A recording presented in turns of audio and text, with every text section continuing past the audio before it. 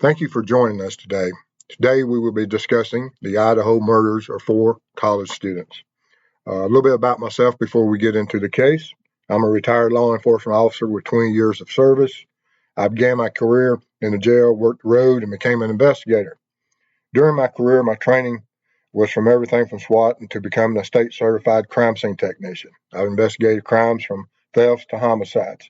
After retiring and becoming aware of the true crime and web sleuths, I started my channel for web sleuths to better understand the perspectives of law enforcement.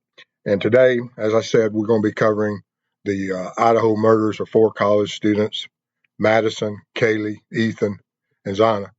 If you have any information regarding this case, please contact law enforcement as they are asking for additional information that will assist in the prosecution of Brian Kohberger. As law enforcement continues in their investigation, they will look deeply into his motives and how his path crossed the paths of his reported victims. While we must consider him innocent until proven guilty, that does not change the investigation. Law enforcement will look into his life in every detail, his hobbies, habits, co-workers, family, digital footprint, and financials for obvious reasons. The focus today would be on his research project and 5 questions in particular. These 5 questions are: what was the first move you made in order to accomplish your goal? Please detail any thoughts or feelings at this point. After arriving, what steps did you take prior to locating the victim or target? For example, person or object. Please detail your thoughts and feelings. How did you accomplish your goal? Please explain what you were thinking and feeling. Before leaving, is there anything else you did? And finally, how did you leave the scene? Other questions in the research address victims and targets. These questions address the goal, accomplishing the goal, and escaping after the goal was accomplished. I look at these questions not as research, but from the perspective of law enforcement, and how we ask these same questions every time we are called out on a SWAT mission and how we achieve our goals. We have a goal, targets, and steps that we take, starting with surveillance, points of entry, stealth, entry into, and clearing areas of concern to establish that what is behind us is not a threat.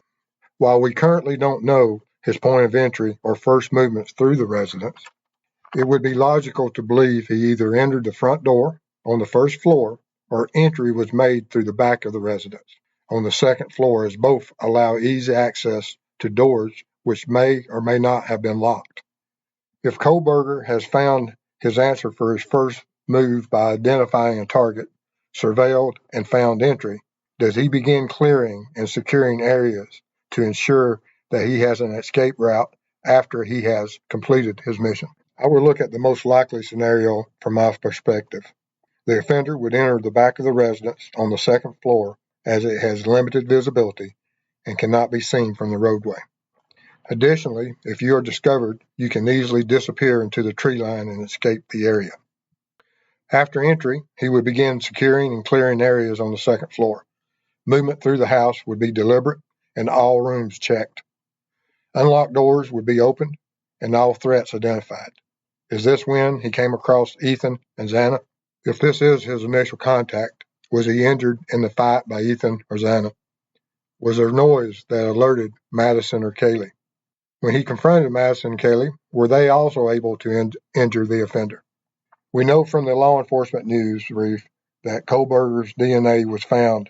Was this due to an injury that he received from one of the victims, or did he cut himself? We don't currently know his movements through the house, but hopefully soon we will. The planning, lighting, and tactics he employed to commit these crimes is another unknown that law enforcement will be attempting to identify.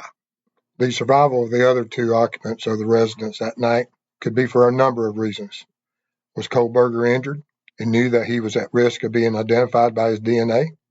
Were the struggles loud and disruptive, and he feared that someone had called 911? Or was he exhausted from the fights with his victims? When his decision was made to leave, what route did he take? Was he parked nearby? What cameras caught his movements along the roads chosen? Regardless, his plan failed to remain unidentified.